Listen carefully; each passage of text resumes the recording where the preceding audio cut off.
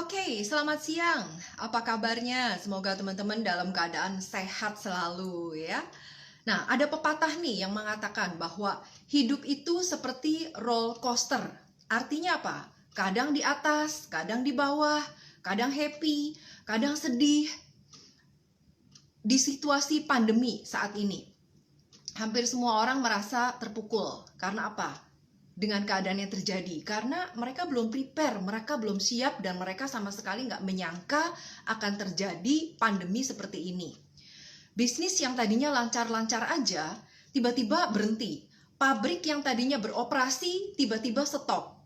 Karyawan yang udah nyaman dengan gaji, dirumahkan, disuruh kerja di rumah. Gajinya dibayar separoh. Bahkan ada lagi teman-teman kita yang di PHK, nggak dibayar sama sekali. Ya, karena apa? Karena perusahaannya nggak sanggup lagi untuk bayar. Ini seperti halnya badai yang terjadi dalam satu malam. Semuanya habis, semuanya berhenti, semuanya stop. Namun sebenarnya kalau kita mau telaah lagi, ada perusahaan-perusahaan atau orang-orang yang memang udah antipasi jauh-jauh hari nih. Dia sudah bisa baca, wah harus prepare nih akan terhadap sesuatu kejadian yang bakal nggak diduga sama sekali. Jadi dia sudah prepare, dia sudah mempersiapkan diri. Contohnya apa? Contohnya mereka yang menggunakan strategi marketing, strategi internet untuk marketingnya. Terus ada lagi orang-orang yang memang sudah mempersiapkan branding dia, ya, personal brand dia. Terus ada lagi yang mereka bukan aja mempersiapkan personal brand dia, tapi melakukan yang namanya otomatisasi, robotisasi, khususnya company-company yang mereka memang secara modal udah siap, ya. Nah, akibatnya apa? Akibatnya mereka bukan aja menjadi satu company, satu perusahaan atau perorangan yang benar-benar udah siap. Bahkan mereka bisa take over, mereka bisa mengambil alih market. Sementara pesaing-pesaing mereka itu sudah kolaps, sudah bangkrut, ya, sudah hilang karena nggak siap. Nah, untuk teman-teman yang baru pertama kali kenal saya, perkenalkan saya Christine Amalia, founder dari Karyawan Milioner. Saya menyediakan solusi khususnya bagi karyawan yang pengen banget mendapatkan percepatan income melalui bisnis internet. Untuk teman-teman yang mau mendapatkan banyak benefit, ya, banyak manfaat apa yang saya berikan, teman-teman tinggal mampir ke bio saya, ya. Tinggal mampir ke bio Karyawan Milioner. Di situ banyak hal-hal yang teman-teman bisa dapatkan. Contohnya ada webinar, terus ada video-video tips, ya. Ada banyak tutorial, training seputar internet marketing yang mungkin bisa bermanfaat buat teman-teman. Oke. Jangan lupa nanti subscribe atau follow, ya. Nah, kembali ke kenyataan yang tadi. Jika teman-teman termasuk ke dalam kelompok orang yang sudah mengantisipasi hal ini, sudah punya backup income ibaratnya, ya. Jadi ketika keadaan ini teman-teman harus kerja dari rumah, nggak boleh kemana-mana, tetap bisa make money, ya, tetap bisa make money dari rumah, maka saya ucapkan selamat. Namun banyak di antara kita yang belum siap. Akibatnya apa? Stres, ya. Stres karena apa? Bingung mau ngapain. Perut tiap hari mesti diisi, ya. Anak-anak kebutuhannya banyak, keluarga kebutuhannya banyak yang harus dipenuhi. Sementara pemasukan bukannya nambah malah turun. Nah, hari ini teman-teman nggak perlu khawatir yang berlebihan. Karena apa? Karena kita akan bincang-bincang dengan seorang pakar, ya. Pakar yang sudah melahirkan banyak sekali pemenang, ya. Nah, beliau juga merupakan seorang founder dari Endorse.me, ya, Endorse.me. Nah, beliau dikenal juga sebagai book author, pengarang buku, dan salah satu buku favoritnya itu yang paling saya suka, judulnya adalah Everything is Possible. Oke, nah hari ini kita akan belajar langsung dari beliau. Namanya adalah Pak Kevin Wu, ya. Oh, beliau juga udah hadir, Pak Kevin. Sebentar saya undang ya Pak, ya. Kita akan belajar 5 langkah jitu. Untuk apa? Untuk membangun mental pemenang di segala kondisi. Oke, nah tanpa berlama-lama kita undang Pak Kevin Wu. Oke, nah, kita undang sebentar ya Pak Kevin. Oke, saya mau nyapa dulu yang sudah datang. Hention Karyasa. Oke, selamat siang Pak Kevin. Siang Ibu. Apa kabar Pak Kevin? Baik, ya gimana kabarnya? Sehat Pak, sehat. Jelas kan Sehat sekarang ya nomor 1 ya Pak? Ya, penting. Jelas Pak, jelas. Jelas ya? Clear, clear. Hmm. Oke, Pak Kevin, senang sekali saya ketemu lagi. Ini kali kedua ya Pak, kita bincang-bincang ya Pak ya? Ya. Dengan topik yang berbeda. Ya. Saya ucapkan terima kasih atas kehadiran dan kesediaan waktu Pak Kevin untuk berbagi lagi nih dengan teman-teman yang ada di sini. Nah, Pak, topik kita kan hari ini live up your life. Ya. Ya, bagaimana mengangkat kita supaya kita bisa bangkit dari keterpurukan ini. Ya. Nah, sebelumnya mungkin ada di antara teman-teman yang sebagian sudah kenal siapa Pak Kevin Wu, namun ada beberapa mungkin yang baru pertama kali nih ketemu sama Pak Kevin. Boleh cerita sedikit Pak latar belakang Bapak dan visi misi Pak Kevin? Silakan Pak Kevin. Ya, saya sebelumnya adalah pemuda yang rendah diri betul. Kemudian juga pernah terjerumus dalam pergaulan yang tidak sehat, bergaul dengan orang-orang yang salah, di lingkungan yang tidak produktif.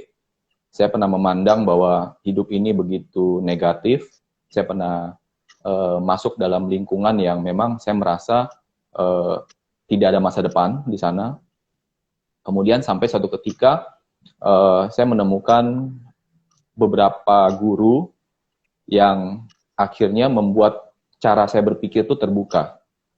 Saya bisa melihat lagi potensi-potensi yang dimiliki oleh seseorang. Ini adalah hal-hal kecil, tapi ini berarti banyak bagi orang-orang yang memang sedang membutuhkan. Nah, metode-metode seperti ini sangat powerful. Beberapa orang mengenalnya sebagai motivator, tapi bagi saya orang-orang seperti ini adalah penggugah ya, atau yang juga termasuk pernah menolong saya untuk keluar dari kondisi keterpurukan. Nah, salah satunya yang sampai hari ini masih saya kagumi adalah Bapak Andri Wongso yang sempat juga diskusi dengan karyawan milioner ya. Ya, beliau adalah guru betul, saya. Saya dulu pernah ikut beliau, juga salah satu yang memang akhirnya merubah hidup saya. Kemudian juga ada beberapa lagi mentor-mentor saya yang memang memungkinkan untuk kita ketika dalam satu kondisi itu akhirnya bisa merubah hidup seseorang. Nah, saya melihat cita-cita seperti ini juga dialami oleh para pengusaha atau tokoh-tokoh besar dunia, termasuk Anthony Robbins ya.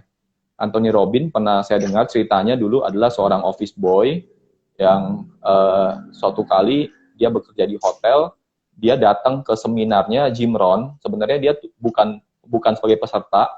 Dia tidak punya uang untuk ikut seminarnya Jim Rohn saat itu, tetapi dia sebagai office boy di hotel, dia bisa nguping kan gitu, bisa mendengar jalannya seminar tadi, akhirnya itu merubah hidupnya dia juga gitu. Nah, sekarang dia menjadi salah satu tokoh yang memang banyak juga membantu banyak orang besar ya, termasuk Nelson Mandela, Bill Clinton ya, Lady Diana dan lain sebagainya gitu. Nah, oleh karena itu sebagian dari hidup saya membuat satu tekad, saya membuat satu misi gitu dalam hidup saya juga. Saya pengen ikut menyebarkan semangat positif ini dan ikut membagi gitu loh. Bagaimana saya pernah mengalami kondisi itu dan bayangkan ketika saya tidak menemukan mentor-mentor seperti ini dan mungkin sampai hari ini saya masih dalam kondisi yang tidak jauh beda dengan kondisi saya 30 tahun yang lalu misalkan, 20 tahun yang lalu gitu. Oleh karena itu, tadi berarti misi saya saat ini saya punya beberapa usaha, tetapi salah satu yang saya gemari adalah usaha yang kegiatannya itu bisa berbagi ke banyak orang, termasuk aktivitas seperti hari ini gitu. Gitu, Bu. Oke, baik. Luar biasa ya. Nah, jadi semua berangkat dari, rata-rata orang sukses itu berangkatnya dari background yang sebenarnya bukan dari biasa-biasa, melainkan kondisi yang di bawah dari biasa-biasa ya Pak Kevin ya. Itu justru minus, yang membuat kita tergerak. Iya, kondisi minus ya Pak, rata-rata seperti itu ya. Oke. Nah Pak, kita kembali ke topik yang utama kita akan bahas hari ini, yaitu mengenai live up your life. Nah, sebenarnya makna dari live up your life itu apa sih Pak? Bagaimana seseorang itu bisa terangkat ya hidupnya dikala kondisi sedang terpuruk.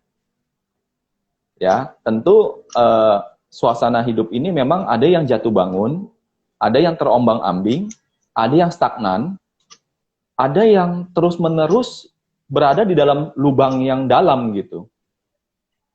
Nah, orang-orang seperti ini kan butuh strategi baru, butuh satu pengetahuan, butuh satu ilmu, atau satu kondisi yang membuat dia bisa terangkat dari kondisi itu gitu. Nah, ini yang pertama kali sebenarnya topik ini juga saya dengar ketika saya masih mahasiswa, ya, Live Up Your Life, ya, dari senior saya. Saat itu saya memandang remeh, saya memandang sebelah mata gitu ya. Bagaimana mungkin ya teorinya terlalu sederhana itu bisa merubah hidup saya gitu ya. Tadi kan saya masih orang yang madesu gitu ya, pesimis ya, lebih banyak lihat hal yang negatif dibandingkan yang positif gitu ya. Kan ciri-ciri orang negatif kan selalu melihat masalah di setiap peluang, ya kan. Sebaliknya orang-orang positif kan selalu melihat peluang di setiap masalah kan gitu.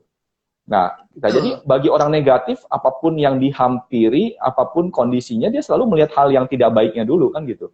Sesuatu yang tidak mungkinnya dulu kan gitu. Nah, itu saya alami di kondisi seperti itu. Jadi ketika kita mendengar seperti ini, saya nggak percaya, nggak mungkin nih. Masa bisa merubah hidup saya gitu, padahal kondisi saya ini sudah bertahun-tahun seperti ini, nggak mungkin gitu. Jadi topiknya memang sederhana, tapi mudah-mudahan yang sederhana ini lebih mudah untuk kita implementasikan gitu ya. Oke, great. Nah, lalu bagaimana cara kita nih Pak untuk menumbuhkan yang namanya mental pemenang di segala kondisi? Karena seperti yang sedang terjadi saat ini kan pandemi COVID ini membuat semuanya seperti seolah-olah kayak lagi pause, lagi berhenti total ya Pak ya. Nah, jadi ini kan sesuatu yang bikin orang tuh kalau yang nggak siap, bener-bener shock, bener-bener kaget gitu. Dia harus ngapain nih gitu. Nah, itu jadi bagaimana menumbuhkan supaya kita tetap punya mental pemenang untuk bertahan di segala kondisi, Pak? Ya, persis yang tadi Ibu Christine sampaikan bahwa yang saya amati juga dari biografi orang-orang hebat ya. Saya senang baca buku, saya senang juga ketika ada waktu, ketika misalkan liburan panjang, apakah itu liburan tengah tahun, liburan akhir tahun, saya selalu kalau liburan tuh bawa buku gitu ya. Kadang-kadang istri saya sampai jengkel ya, kok liburan bawa buku gitu ya. Nah, saya senang baca gitu ya, terutama buku-buku orang-orang hebat ya. Jadi di situ kita bisa belajar dari apa yang telah mereka lakukan. Nah, tadi yang Ibu katakan persis bahwa orang-orang hebat itu yang saya baca ya, sebagian besar ya, mungkin 99,99% itu mereka sukses itu berangkat dari titik negatif. Bukan lagi 0. Bukan positif 5 gitu, ke 100 gitu, enggak. Mereka tuh bisa minus 50 gitu. Mereka tuh dalam kondisi yang minus. Nah, ini yang kita mesti pahami dulu secara filosofi ya. Jadi ketika kondisi COVID hari ini sebenarnya bisa menjadi satu study case yang tepat bagi kita ini untuk mempraktekkan apa yang akan kita bagikan ini gitu. Nah, kan pernah dengar ya peribahasa bahwa laut yang tenang tidak akan melahirkan pelaut yang ulung kan. Nah, kebayang kalau misalkan kita nih mau jadi pengusaha hebat tapi selalu berdoa nggak boleh ada masalah, nggak boleh ada tantangan, ya kamu nggak akan besar, kamu nggak akan tumbuh. Nah, sama seperti kalau ceritanya Pak Andri Wongso selalu kasih contohnya dengan lelucon bahwa mau jadi juara tinju dunia, tapi nggak pernah mau kepukul gitu. Mungkin ya. Nggak mungkin. Kamu naik ring, kamu mau bertanding jadi juara, lalu kamu selalu wanti-wanti ke lawan kamu, jangan pukul saya ya. Dan kamu berharap kamu bisa menjadi juara dunia gitu. Mungkin nggak kan? Nggak mungkin. Nah, lalu lagi nih contoh sederhana lagi. Kita berharap naik kelas. Kita berharap sekarang kelas 1 naik kelas 2, kelas 2 naik kelas 3. Tetapi kita nggak mau ujian gitu. Kita nggak mau tuh hadapin nggak bisa juga. TANAS lah ya dulu namanya, UN lah, ujian akhir tahun lah, apapun nama ujian itu, kita nggak pernah mau gitu. Selama selama kita masih sekolah dulu, kita tidak tahu arti penting dari yang namanya ujian. Kita selalu menghindar. Kalau perlu kita pura-pura sakit untuk tidak datang ke sekolah, kalau perlu. Nah, itu kan pikiran kita masih sempit, pikiran kita masih kanak-kanak, pikiran kita masih pengecut, yang menghindari masalah, menghindari tantangan, menghindari ujian. Nah, tetapi setelah kita dewasa, kita baru sadar, salah ya ternyata ya. Selama ini justru yang membuat saya naik kelas adalah ujian, masalah, tantangan. Nah, kalau mau tahu juga sama, pengusaha kalau memang tidak pernah menghadapi masalah, maka dia bukan real pengusaha. Dia bukan real orang-orang hebat. Dia hanya orang beruntung yang berada di tempat yang tepat. Ya, jadi ini bedanya antara benar sama betul, Bu Christine. Tahu nggak bedanya? Benar sama betul. Benar, betul. Dan ini apa? Apa tuh Pak bedanya Pak? Apa beda benar sama betul? Nah, tinggal ditambahin aja imbuhannya. Satu yang namanya kebenaran, yang satu namanya kebetulan. Oke, nah kalau itu beda banget Pak. Ya, ada pengusaha, ada profesional yang bukan kebenaran, tapi kebetulan. Jadi dia berada di sana hanya sesekali dia bisa lalui.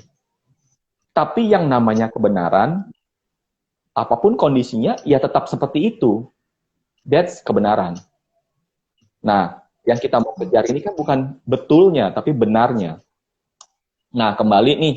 Jadi ini yang penting itu kita mesti pahami ya. Jadi kondisi sekarang ini, jangan dianggap, saat ini kita anggap ya saat ini seperti kita kelas 1 SD tadi menghadapi ujian. Kita pasti nangis, kita pasti ngeluh, kita pasti merontak, kita pasti berontak.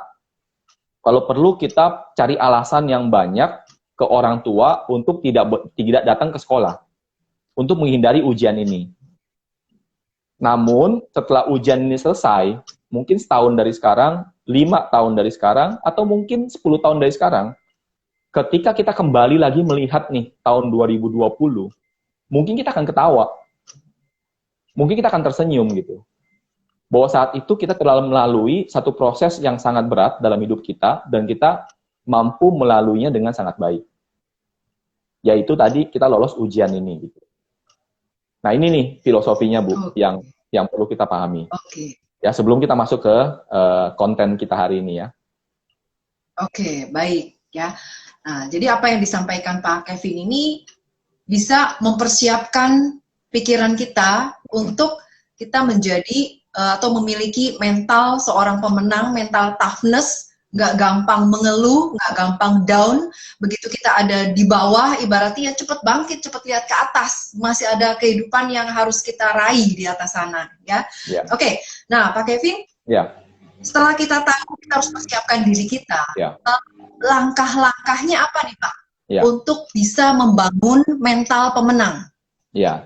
Oke, kita mulai ke langkah yang pertama ya Bu ya. Saya pakai screen lagi nih Bu, biar bisa jelasin ya. Oke, boleh. Lagi, wow, mantap Pak. Ya, oke. Topik kita hari ini Live Up Your Life. Saya pakai topik yang pertama, namanya Wake Up.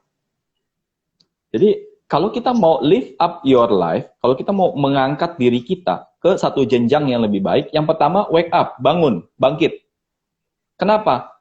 Kalau ditanya mimpi, bermimpi. Ya, mimpi itu setiap orang punya mimpi. Setiap orang, dimanapun dia berada, dia selalu punya mimpi. Pertanyaannya, mimpinya dibawa terus ketika dia tidur, atau mimpinya dia bawa ketika bahkan dia lagi bangun. Nah, orang-orang pemenang itu adalah orang-orang yang ketika matanya terbuka, tapi dia tetap berada ke dalam, tetap membawa mimpinya dalam kesehariannya. Misalkan, kalau kita bilang, oh saya punya impian nih, saya pengen punya rumah yang lebih besar, saya punya usaha lebih besar. Kalau yang profesional, saya pengen naik jabatan. Misalnya itu impiannya. Atau yang punya orang tua yang pingin membawa orang tua kita naik haji, atau umroh, atau ke tanah suci, atau kemanapun. Kita bawa itu dalam mimpi kita atau bukan?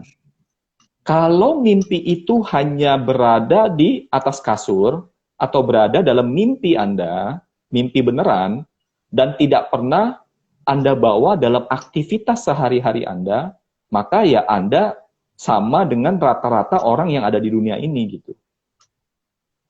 Para pemenang itu membawa impiannya dalam aktivitas sehari-hari. Itu yang saya bilang mimpi ketika terbangun. Nah, jadi bawa impian Anda dalam kehidupan sehari-hari Anda. Mulai Anda bangun tidur, mimpinya tetap ada. Oke, saya pengen target tahun ini apa? Saya pengen target 3 tahun lagi apa? Saya pengen target 10 tahun dari sekarang itu seperti apa? Target atau impiannya itu dibawa. Nah, ketika Anda bekerja, Anda melamar kerja, misalkan yang baru lulus kuliah, yang baru lulus belajar, melamar kerja, tetap impiannya dibawa. Ketika yang memulai usaha pertama kali, impiannya dibawa. Ketika kondisi sekarang lagi susah, impiannya tetap dibawa. Ya, karena impian itu dalam konsepnya Seven Habits dari Stephen R. Covey mengatakan bahwa ini adalah kompas. Ya, ketika badai ini nanti menghantam, angin kencang, petir, gelombang, ini kan akan terus terbawa ketika kita sedang ada di tengah samudera. Itu nggak apa-apa, itu alami, itu normal. Tetapi jangan sampai Anda kehilangan kompas Anda, kompas kehidupan Anda. Apa nih tujuannya gitu loh. Ya, karena inilah impian kenapa harus penting tetap ketika Anda terjaga. So yang pertama, wake up, Bu. Wake up, Wake up. Ya. Yang kedua, dress up. Ya. Nah, kalau Anda sudah membawa impian Anda dalam sehari-hari, dress up. Dress up ini apa ya? Anda harus melayakkan diri Anda. Membuat diri Anda layak. Ya, apa yang dibuat layak? Ya bukan cuman kosmetik, pakai topeng, pakai bedak, pakai lipstick, mempercantik yang sifatnya hanya poles-poles. Nggak cukup. Dress up di sini adalah bagaimana membuat diri Anda begitu begitu mengesankan sehingga orang-orang itu terpukau dengan kelebihan-kelebihan yang Anda miliki gitu. Ya, dress up di sini adalah tadi ini menyangkut karakter, ya skill, knowledge, pengetahuan dan attitude Anda. Ya, penting juga untuk Anda punya attitude yang positif tadi. Kalau saya tanya dengan Bapak Ibu, teman-teman, ketika kita berteman sama orang, kita senang teman kita ini orang yang jujur atau orang yang tidak jujur. Nah gitu. Kita senang sama orang yang punya integritas atau tidak. Kita senang sama orang yang rajin atau tidak. Kita senang sama orang yang pegang komitmen atau tidak. Kita senang sama orang yang berkompeten menyelesaikan pekerjaannya atau tidak. Nah, kalau kita jawab iya, kita jawab iya, saya suka orang seperti itu. Pertanyaannya, orang lain juga menuntut Anda seperti itu.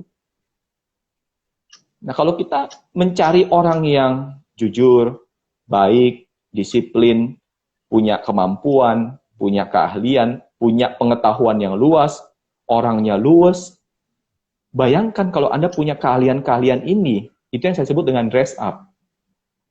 Ya, Anda punya kualitas yang terus dilatih, terus dipelajari, sehingga sekeliling Anda ya akan tertarik dengan alami gitu, dengan sendirinya. Ya, jangan sampai karena banyak orang yang biasanya itu tanda kutip dia urakan, dia masa bodoh. Dia bilang, oke, saya begini adanya, masa bodoh, orang mau suka atau nggak suka. Nggak bisa begitu. Manusia nggak boleh munafik. Pada dasarnya setiap orang itu menilai orang dari luar, dari apa yang tampil gitu. Apa yang terlihat. Karena kita ini belum belajar nuzum ya. Kita belum belajar telepati kan. Ya, saya nggak bisa lihat seseorang, oh saya tahu nih hatinya seperti apa. Oh saya tahu nih dalamnya dia seperti apa. Itu nggak mungkin, itu bullshit menurut saya. Tapi yang orang lihat itu adalah apa yang tampak di diri Anda. Tadi mulai dari apa? Dari komitmen misalkan. Dari integritas misalkan. Yes. Dari kompetensi Anda misalkan. Dari pengetahuan Anda, itu kan semua yang terlihat, yang tampak. Nah, jadi ya, ini dari sikap juga. Sikap juga begitu. Nah, ini penting. Ini penting. Dan ini menjadi faktor kedua untuk Anda bisa mengangkat derajat diri Anda. Dress up. Kalau bahasa kasarnya, berpakaian yang rapih lah. Jangan mentang-mentang Oke. saya nggak punya, lalu kamu pakainya lusuh, sembarangan, ya nggak mungkin juga derajat hidup Anda akan terangkat. Gitu. So, Anda harus bekerja keras untuk mempercantik dan memperlayak diri Anda. Itu poinnya di nomor 2. Oke. Dress up. Oke. Dress up. Lebih ke Ya, kualitas diri ya, Pak ya? ya, kualitas diri. Oke. Nah, yang ketiga, kita bicara step up. Nah, di setiap kondisi, ya, kalau saya sederhanakan, selalu ada 2 peran, Bu. Ya. Satu peran penonton, satu peran pemain. Ya. Nah, Yes. ketika Anda memilih peran sebagai penonton, tadi secara serta-merta Anda hanya menjadi sebuah objek. Nah, kondisi hari ini, misalkan kalau kita bicara COVID, Corona, Anda ini mau jadi penonton atau pemain? Sekali lagi ya, di setiap kondisi, apa di kantor, apakah di rumah, apakah di lingkungan keluarga, di lingkungan sosial, dimanapun itu, pertanyaannya Anda mau jadi penonton atau pemain? Nah, bedanya apa Pak? Penonton dan pemain? Oh gampang, kalau Anda datang ke sebuah konser, ya, kan beda tuh. Anda jadi artis yang di panggung, atau Anda jadi penonton di bawah panggung, kan beda. Yes, beda Bedanya banget. di mana? Bedanya banget. Bedanya di mana? Kan sama-sama pertunjukan. Ya, sama-sama sekarang kondisinya sama-sama COVID nih. Nah, kalau Anda memilih ya untuk menjadi penonton, oh nggak apa-apa juga, boleh. Tapi Anda perlu datang ke tempat itu dan membayar. Itu kata kuncinya. Anda harus membayar. Ya, apa yang dibayar dalam kondisi COVID? Ya, bisa bisa finansial, bisa waktu Anda, bisa tenaga Anda, bisa semua sumber daya Anda, macam-macam. Ya. Nah, ketika Anda memilih menjadi penonton, ya penonton enak. Misalkan, ya seperti hari ini, misalkan karyawan milioner Bu Christine membuat acara seperti hari ini. Nah, kita kan bisa menjadi pihak yang menonton atau jadi penonton, ya penonton atau jadi pemain. Nah, jadi orang yang menjadi penonton hanya hadir di saat yang telah ditetapkan, di waktu yang ditetapkan. Ya, contoh tadi nonton konser, dia hanya perlu membeli tiket, dia tinggal datang. Dia nggak perlu effort macam-macam, Bu. Ya. Nah, tetapi tadi kata kunci sekali lagi ya, dia harus membayar. Ya. Tapi sebaliknya, kalau kita bicara tentang pemain, ya dalam hari ini misalkan artis ataupun pendukung ataupun IO, apapun mereka, ya mereka itu tidak hanya hadir ketika waktu dan jam yang ditentukan itu loh. Mereka itu harus mempersiapkan diri mereka loh. Ya, misalkan kalau event organizer itu mungkin harus setahun sebelumnya tuh pesan tempat, ya, undang artis, ya, bikin kontrak, masalah-masalah legalitas, perizinan dan lain sebagainya. Banyak hal yang dikerjakan oleh event organizer. Si artis pun sebelum hari H dia harus mempersiapkan dirinya. Kalau dia penari, ya dia mesti latihan, dia mesti koreografi, ya, koordinasi dengan yang lain dan lain sebagainya. Nah, hanya yang paling mencolok apa? Semua kerja keras mereka itu akan terbayar ketika kenapa? Karena mereka dibayar. Mereka dibayar. Mereka bukan membayar. Loh, setiap acara pasti sukses ya? Enggak, belum tentu sukses. Bisa jadi mereka rugi. Bisa jadi mereka salah. Bisa jadi penonton tidak rame. Bisa jadi apa yang kita coba usahakan tidak berhasil. Bisa nggak? Sangat bisa. Tapi itu bagian dari konsekuensi gitu. Sedangkan penonton tidak ada resiko itu. Nah, hanya tadi membedakan adalah ketika proses ini berlangsung, siapa yang mendapat manfaat lebih besar? Sebagai penonton atau sebagai pemain. Nah, ini yang kita mesti pahami. Dalam setiap kondisi tadi, sekali lagi saya ulang bahwa kita punya 2 kesempatan memilih peran tadi. Kalau kita tetap hanya ingin menghindari resiko, tidak mau bekerja keras, tidak mau mencari peluang, hanya duduk pasrah, pasif, ya Anda hanya menjadi penonton. Dan hukumnya penonton itu yang membayar. Bagi orang-orang yang mau mengambil resiko, mau proaktif, mau mencari solusi, mau bekerja keras, mau mencari jawaban, mau mempersiapkan dirinya, pada akhirnya mereka yang dibayar. Itu udah hukum. Itu udah hukum. Itu Bu, step up. Oke, jadi step up ini artinya action ya Pak ya? Action, Dalam ambil, situasi apapun. ya, ambil tanggung jawab untuk bertindak. Anda memilih menjadi subjek, bukan memilih menjadi objek. Itu bedanya. Kalau pada umumnya tadi orang hanya diam pasif, tidak berani ambil risiko, itu udah kategorinya penonton. Nah, step up itu mengambil satu langkah untuk berbuat sesuatu. Step up. Oke.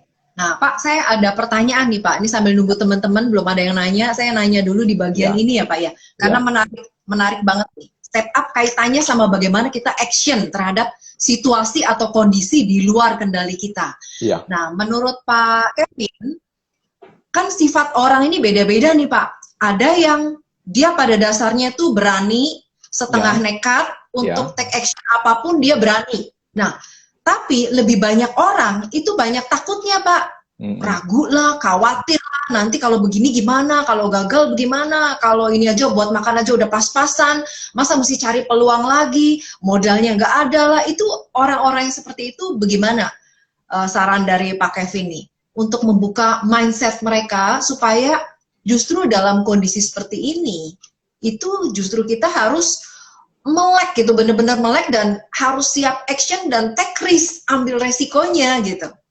Gimana menurut Pak Kevin? Memang setiap perubahan itu kan ada yang sifatnya drastis, ada yang sifatnya bertahap, ada yang sifatnya perlahan gitu ya. Nah, bagi mereka yang memang secara kepribadiannya tidak terlatih untuk mengambil risiko-risiko seperti itu, tentu saya ibaratkan ketika Anda belajar berenang, tidak perlu langsung ke laut gitu. Anda bisa belajar berenang di kolam yang cetek lagi, ya. Udah di kolam dicetek lagi, gitu ya. Kolam anak-anak ya Pak ya. Plus lagi pakai pengaman apa namanya ban renang gitu loh, ya. Ban. Ya, ban pelampung. Ya, jadi perubahan juga tidak harus yang penuh beresiko tanpa Anda bisa kendalikan. Nah, itu juga bisa membawa malapetaka, ya. Perubahan bagi Anda yang belum terlatih, tentu ada baiknya belajar secara tahap demi tahap. Nah, tahap demi tahap itu bagaimana? Tentu yang dianggap resiko itu sebenarnya apa sih? Kalau kita bicara tentang resiko, ya, jangankan investasi yang besar-besar gitu, nggak usah gitu ya. Sekarang, kalau saya bilang, kalau kamu ke dapur, ya ke dapur aja ya, itu resiko atau enggak? Nah, ke dapur gitu Bu ya. Resiko. Kenapa resiko? Resiko. Kenapa? Nanti kalau ada pisau, misalnya, pisaunya naruhnya nggak benar aja, senggol dikit kena. Iya, iya. Di dapur itu banyak sekali faktor-faktor resiko ya, seperti tadi Ibu bilang pisau, kemudian ada lagi kompor yang bocor gitu. Ya. Betul. Nah, pertanyaan saya, kenapa ada orang yang ke dapur itu enjoy banget? Kenapa ada orang yang ke dapur takut banget? Orang-orang yang takut ke dapur, contohnya kayak misalkan anak-anak kita deh. Ya, coba anak-anak kita di bawah 5 tahun gitu, atau 10 tahun bahkan, tapi mereka nggak pernah ke dapur sebelumnya. Berani nggak Bu, kita sebagai orang tua melepas anak-anak kita itu main di dapur gitu sendirian? Berani nggak? Nggak. Kenapa? Pasti banyak khawatirnya, Pak. Kenapa? Nanti dia kutak-kutik inilah, buka gas lah, segala macam kan bahaya. Dia belum ngerti. Nah, jadi itu yang disebut dengan resiko. Jadi, makna resiko itu apa? Nah, ada orang yang belum pernah sebelumnya masuk ke pasar saham, lalu tiba-tiba tanpa pengetahuan, tanpa pengalaman, tanpa informasi yang lengkap, dia mengambil keputusan untuk bermain di pasar saham misalkan. Kebayang nggak resikonya? Iya. Ya, oke. Saya tadi kasih contoh yang gampang, dapur kan. Kemudian saya bilang tadi kolam berenang. Iya. Masih ingat nggak? Kolam berenang itu sangat beresiko loh. Bagi orang yang bisa berenang. Yes. Bener nggak? Iya, Bener nggak? betul. Nah, termasuk sungai. Betul, Pak. Minum air aja udah Kak. Udah Betul. kembung. Nah, bayangin ya. Jadi dari hal-hal yang paling sederhana aja sebenarnya ada resiko. Selama Anda tidak tahu caranya. Anda tidak belajar caranya. Anda tidak menguasai caranya. Tetapi ketika Anda menguasai, Anda terbiasa, Anda tahu, bahkan itu mainan, bukan resiko, mainan. Kok ada orang yang jago main saham, ya itu mainannya dia. Kok ada orang yang tadi buka usaha, kok ada yang gampang banget buka usaha, karena itu mainannya dia. Kok ada orang yang susah sekali buka usaha, ya karena belum terlatih. Menurut saya sih sesimpel itu pengetahuannya. So bagi Anda tadi yang belum pernah memulai, yang tadi Ibu katakan, belum pernah memulai, saya pribadi juga tidak menyarankan Anda untuk langsung lompat ke samudra luas, bisa mati konyol. Ya, belajar dulu berenang di kolam, pakai pelampung dan kolam cetek, gitu ya. Nah, jadi belajar dengan cara apa? Belajar di video, belajar dengan mentor, belajar dengan komunitas, belajar dengan orang-orang yang kamu anggap senior. Itu semua tadi bagian dari kita mereduce resiko sebenarnya. Makanya ada pendidikan. Oke, jadi Ya. ya. Jadi daripada kita cari-cari sendiri, belajar sendiri, mending tanya sama expert, tanya sama orang yang memang sudah paham ya Pak. Itu akan menghemat waktu, tenaga, biaya kita ya Pak Kevin ya. Oke, ini menarik sekali. Kita udah sampai ke poin ketiga nih Pak. Nah, poin keempatnya apa? Langkah untuk membangun mental pemenang Pak. Jadi habis step up ya. Habis step up, kita berikutnya adalah backup. Ya. Banyak orang yang sibuk mencari, tapi mereka lupa untuk mensupport ya, membuat satu sistem untuk mensupport. Ya, ini saya alami ya, ini kondisi ini saya alami. Apa sih yang di backup itu? Yang perlu Anda backup itu nomor satu kalau sebagai profesional dan entrepreneur tentu dari sisi finansial. Ya. Anda jangan hanya berpikir, kita kan nggak tahu nih, 4 bulan yang lalu kita nggak menyangka loh COVID ini sedemikian parah. Ya, kita anggap bisnis kita lancar-lancar aja gitu. Kita anggap patokannya sama, tahun 2019 bisnis kita tumbuh sekian persen. Lalu sekian tahun 2018 kita juga tumbuh dan seterusnya. Kita patokan sama data-data lama sebenarnya. Padahal data di depan ini nggak ada yang bisa prediksi. Ya, oleh karena itu Anda perlu namanya sesuatu yang sifatnya itu membackup, menjaga, melindungi. Ya, tadi apa itu? Yang pertama, tentu kalau dari sisi profesional dan entrepreneur adalah finansial. Anda perlu menjaga finansial Anda. Jangan sampai peribahasa zaman dulu adalah besar pasak daripada tiang. Anda merasa, bisnis saya lancar, saya buka toko di Mangga 2, omsetnya besar. Dan Anda berhayal setiap bulan Anda akan dapat uang yang sama, bahkan lebih besar. Ini pola pikir yang salah gitu. Anda harus justru punya cadangan tadi, punya pola pikir untuk membackup tadi. Jangan-jangan saya harus mempersiapkan nih ketika nanti kondisi sulit, ketika kondisi nanti cash flow-nya berat, ketika nanti omset tidak seperti yang kita harapin sekarang, dan lain sebagainya. Ya, skenario-skenario ini bisa membangun Anda untuk membuat satu sistem pengaman bagi Anda sendiri gitu. Yang satu finansial, yang kedua Anda perlu juga menjaga dari sisi network Anda, sekeliling Anda dengan karyawan, dengan supplier, dengan konsumen. Ya, jangan mentang-mentang bisnis ramai, Anda merasa supplier membutuhkan Anda, lalu Anda memperlakukan mereka dengan tidak baik misalkan. Supplier yang membutuhkan saya, dia butuh kainnya dijual di toko saya, dia butuh gulanya taruh di toko saya, dia butuh barangnya online taruh di online saya. Ya, ketika Anda berada di atas angin, Anda merasa tidak butuh orang lain ketika kita cenderung meremehkan orang lain. Nah, ini salah satu dari sifat yang tidak benar, sifat yang salah. Karena sewaktu-waktu ketika pasar berubah, seperti hari ini, justru Anda yang membutuhkan mereka loh. Anda butuh, kalau Anda factory, ya, Anda toko, Anda butuh supply barang dari mereka yang lancar loh. Saat ini global supply chain ya global ya di dunia itu terganggu. Ya, kemarin orang bisa bicara cari masker, bikin maskernya gampang, tapi bahan bakunya nggak semua orang punya. Kemarin juga sibuk-sibuk ngomongin tentang APD, sama, ya. Ada orang yang punya mesin jahit, tapi bahan bakunya nggak ada. Tiba-tiba kita menjadi tergantung banget sama supplier. Ya, so ini Bu, mesti di backup. Jangan sampai mentang-mentang sekarang jadi hidup. nomor 4. Ya Bu. Jadi nomor 4 itu backup ya Pak ya. Backup artian punya cadangan untuk finansial. Berarti kita nggak mengandalkan satu sumber income aja ya Pak Kevin ya. Kita harus punya lebih dari satu sumber income ya. Ya, salah satunya ya. Salah satunya ketika kita bicara backup, ketika Anda punya kemampuan dana, Anda juga harus mulai bicara tentang investasi misalkan. Ya, investasi apakah itu cara terbaik kan menurut Robert Kiyosaki itu kamu punya multiple source of income. Ya, kalau saat ini kita masih aktif bekerja, tetapi kelebihan dana itu jangan langsung dihambur-hamburkan untuk sesuatu yang konsumtif aja, maka Anda tidak punya cadangan gitu. Ya, tapi ketika Anda bisa mampu mengelola pemasukan Anda dan pengeluaran Anda, lalu selisihnya itu sebagian besar untuk dimasukkan ke investasi. Ya. Lalu sisanya baru diolah lagi ya, Pak. Nah, baru sisanya itu saya suka prinsip dari bertani ya.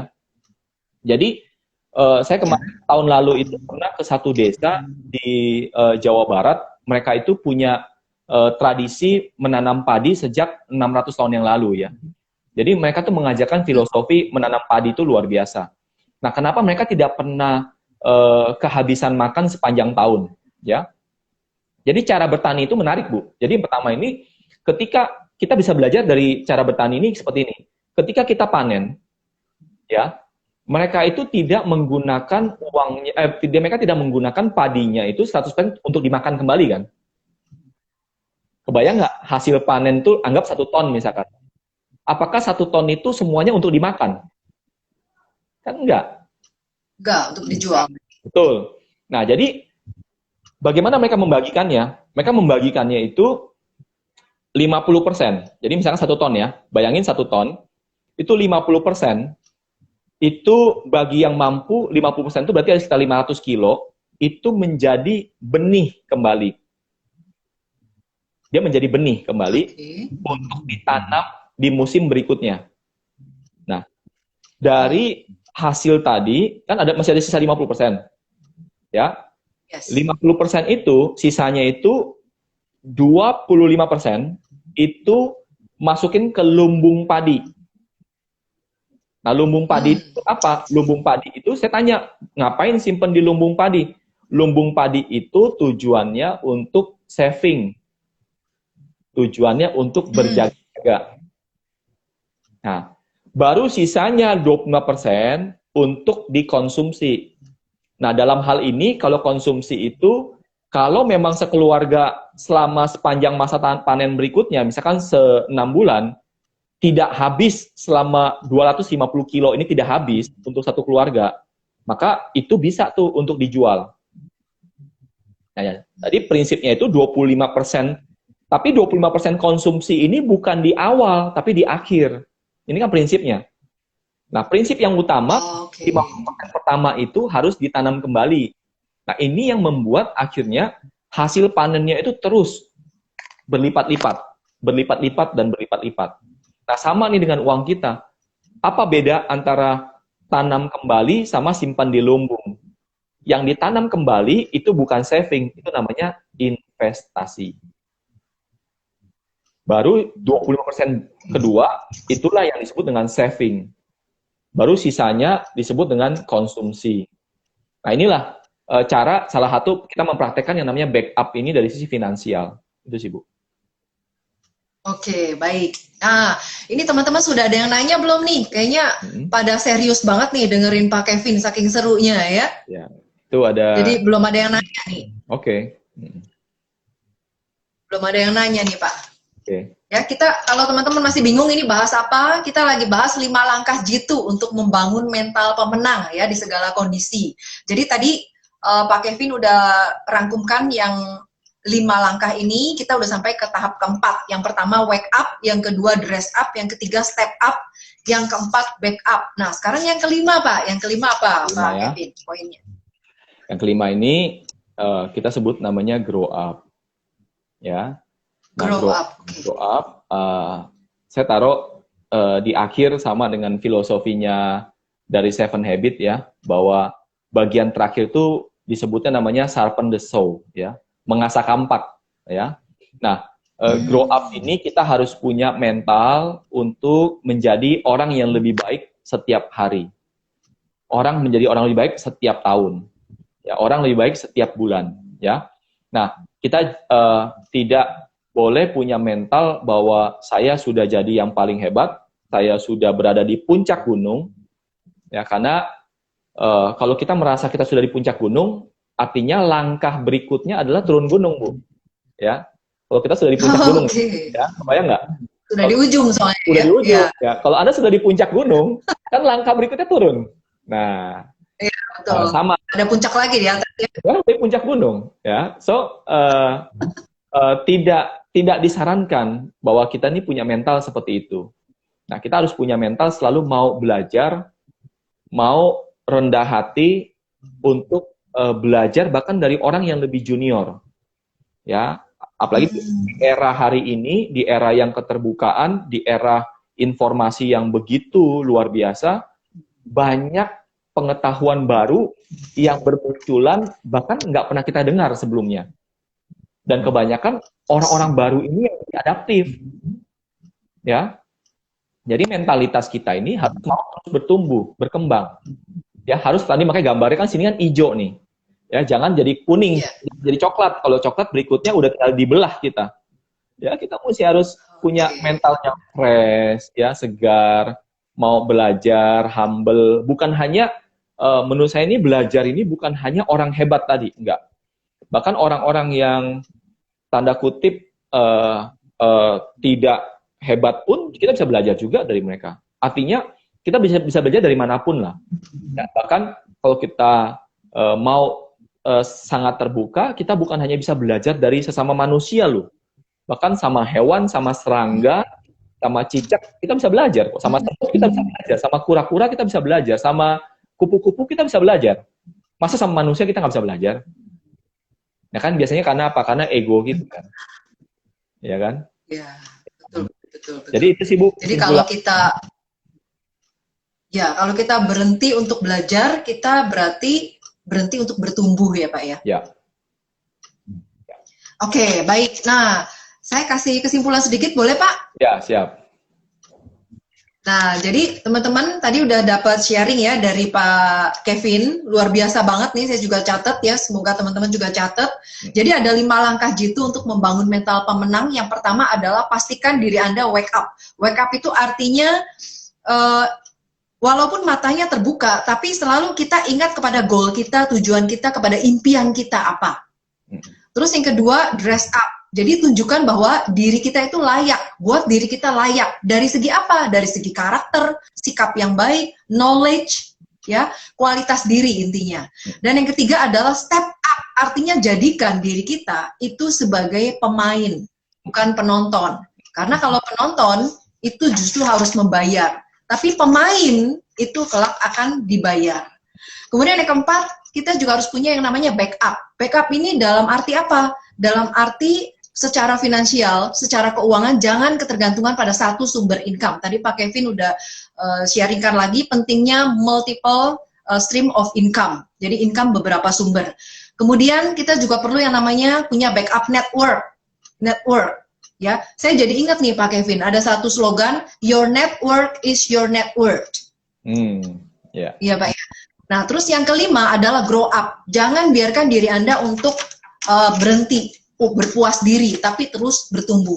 Oke, Pak Kevin, kita udah sampai di penghujung acara. Nah, kira-kira kalau teman-teman mau tahu lebih detail, mau ngobrol banyak ke Pak Kevin, atau mereka mau tanya-tanya punya sumber income lain dari mana, mau bisnis apa, nah mereka bisa hubungin Pak Kevin di mana nih, Pak? Ya, bisa DM aja ke endorse me, nanti admin bisa bantu ya. Atau bisa juga ke Oke, jadi Instagram saya di kevinwu.id ya, ID. kevinwu.id. oke, jadi Ya. teman-teman ya, Kevin Wu, IG-nya Pak Kevin, Kevin wu.id Ya. atau ke endorse.me ya Pak ya. Great. Nah, Pak ada pertanyaan satu nih Pak, mungkin masih bisa keburu di sebentar. Ya. Pak, bagaimana cara memilah antara konsep dan teknis? Kadang orang yang hebat dalam konsep tapi lemah di teknis dan sebaliknya. Gimana cara supaya keduanya selaras? Ya, memang secara umum ini kondisi ini seringkali dikotomikan ya, seolah-olah dibedakan ya. Menurut saya ini tidak salah. Memang ada orang yang memang lebih menspesialis dirikannya itu lebih ke gambaran besar, berarti ke makro ya. Tapi ada juga orang yang memang very detail ya, orang yang sangat-sangat detail, lebih rigid ya. Memang dari sisi karakter bisa terbentuk seperti itu, dari sisi keahlian bisa terbentuk seperti itu. Nah, pertanyaannya mana yang lebih bagus, mana yang lebih tidak bagus? Apakah harus apakah harus dua-duanya bisa? Bisa jadi, ya, bisa jadi di dalam kondisi tertentu ada yang memang dibutuhkan tidak hanya perlu tahu detail, tapi Anda juga harus tahu satu yang makro, ya. Atau sebaliknya, kalau Anda terbiasa dengan big picture atau di sini disebutnya konsep ya, atau gambar besar. Lalu Anda harus turun ke detail, ke mikro. Nah, sekali lagi ini sangat debatable, sangat situasional, ya. Tergantung kasusnya seperti apa. Nah, teman, pertanyaan Ibu menurut saya ini jangan diadu dombakan gitu ya. Jangan seolah-olah satu lebih penting dari yang lain. Kalau menurut saya sih dua-duanya penting, lalu dua-duanya juga bisa untuk saling mengisi. Misalkan contohnya kalau ibu saat ini jagonya di konsep tapi lemah di teknis, lalu pekerjaan atau kondisi menuntut ibu untuk juga harus ngerti teknis. So kalau itu benar-benar penting, paksa diri Anda untuk juga menguasai detail. Banyak juga orang yang bisa menguasai kok, jago konsep, jago detail, banyak yang bisa, banyak. Sebaliknya ada orang detail tapi juga jago konsep, dalam hal ini makro. Ada nggak? Ada, ya. Tetapi memang sekali lagi ini sangat situasional, sangat sangat kondisional ya. Jadi caranya gimana? Saya percaya manusia itu makhluk hebat, itu bisa karena biasa, bisa karena dilatih. Tadi masih ingat kalau ibu dengar tadi cerita tentang ke kolam berenang sama ke dapur kan, masih ingat kan? Nah, kalau nggak tahu caranya pasti sangat beresiko ya. Tapi kalau tahu itu sangat simple gitu ya. Oke, great. Baik, Pak Kevin, terima kasih banyak atas sharingnya hari ini, luar biasa. Kita dapat banyak ya, teman-teman juga. Jangan lupa follow IG Pak Kevin di kevinwu.id ya. Dan follow juga IG saya di Karyawan Milioner. Nah, ini Pak Kevin sudah tunjukkan lagi kesimpulannya, live up your life, ada 5 step ini, ya teman-teman bisa foto, jangan sampai kelupaan dan ikuti step-step ini, ya. Oke, itu aja. Terima kasih banyak Pak Kevin atas waktunya. Ada closing statement? Boleh. Ya. Boleh. Terima kasih juga buat Bapak Ibu yang telah menyempatkan waktunya untuk bisa sharing di sini. Sebagai kesimpulan dari saya, terus bermimpi, terus berkarya, jangan biarkan suara-suara kecil di luar sana menghentikan langkah besar Anda karena everything is possible. Ya, sekian dari saya. Terima kasih. Selamat sore ya. Sampai jumpa lagi ya dan kesempatan. Terima kasih banyak teman-teman. Sampai jumpa di next live berikutnya. Ya, makasih Pak. Oke, selamat sore. Sore. Thank you.